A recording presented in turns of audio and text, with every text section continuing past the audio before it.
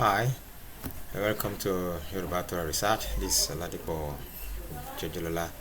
Yes, I just want to show something to draw our awareness to one of the importance of this research work and some of the value and understanding is going to bring to the scripture, understanding of the scripture as we have it now.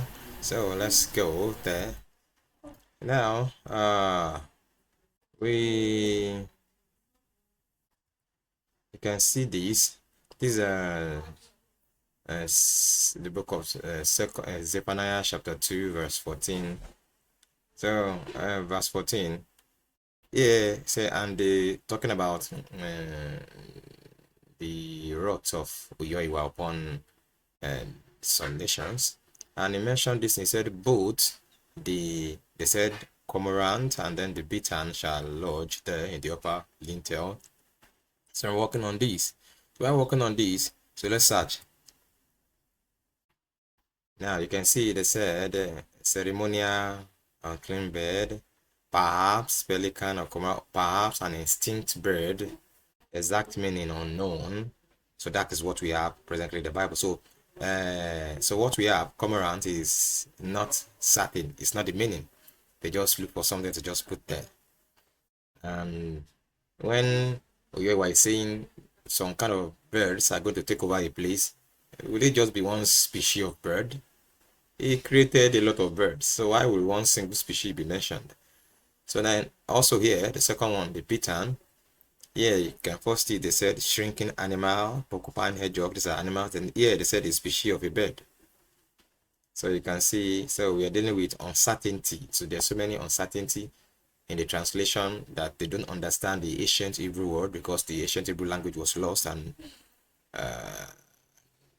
they've not found it. They've not met the original ancient Hebrew speakers. And that is what we are doing here, delving into the original ancient Hebrew, which is the ancient Yoruba. So now we can see, so now the first one is Iko, Ato, and then the second one, Gumo, that means boat. So Gumo means, put together, and that is the ancient Hebrew word for boat, which is also Yoruba. Gumo, Ikoato, Gumo, Gun means perfect. More that means perfect together. Gumo that means perfect together. Perfected together. That is, which is both. That is the two gathered together. Iko ato, and the second one is Iko faida, meaning. So the first one is not cormorant or the species of any bird. It's just talking about.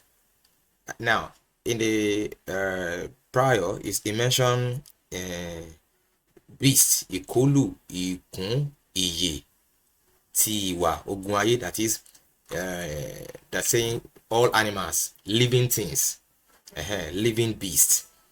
That's what you say, living, say all, Ikolu, all living beings. Let me go to let's look here, verse 14. And flocks shall lie down in the midst of her, all beasts. So all the beasts of the nations, So that is talking about all the beasts, all the animals shall be there. So why will cormorant and just single animal? But here he's saying Iko ato, that is animals that can be taken and raised. That is like dogs, like all these chicken animals that can be reared, that you can take and rear them and take care of them and successfully, that are reared successfully. Well, then, as at then, animals that they used to rear successfully then, because there are some animals they can rear then that they cannot rear then that we can successfully rear now. Then they can raise shark, they can raise all those big animals, but we do raise them now. But here he's talking about concerning that environment. Then Ikoato, meaning animals that can be reared. Then Ikofaida, that is animals that when you take them, that you want to rear them, they die. They don't sustain. So if you pack 20 of them, all the 20 will die. That is animals that cannot be raised. So that means what's saying there is that you will find animals that human being can raise, that they used to raise then, they rear then. You find them in that desolate city, and strange animals that cannot be reared. You also what that woman don't get to rear. You also find them in that particular city. So this is the reason why this is the importance of this research. It brings in-depth and true understanding. Some of those uncertainty, perhaps. In this work, we don't deal with perhaps, we deal with certainty. So that is the blessing of Oyoiwa. I decree that the blessing of Oyoiwa be upon you and you also, as you continue to follow this research work. In the name of Oyoiwa Shiwa. In name.